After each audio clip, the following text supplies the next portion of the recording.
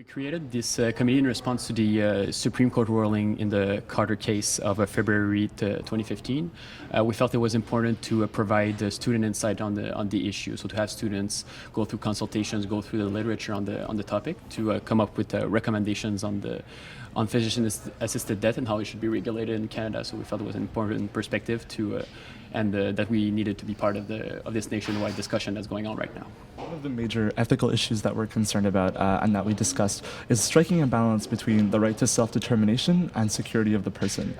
So we do believe that in terms of self-determination, one should be able to choose this procedure, to be able to select physician-assisted death. But at the same time, literature from other countries has shown us that there can be loopholes in the legislation that can lead to cases where appropriate consent isn't obtained or the procedure isn't performed according to strict guidelines. And so that would be a concern in terms of an individual's safety. So our approach is finding a balance between the two and making sure that legislation is thorough so that these loopholes don't exist. One of the biggest concerns that we have as students, as medical students, and thus future physicians, is whether we would ourselves be ready to implement whatever sort of procedure came out of this ruling and out of the decisions that are made by the Parliament.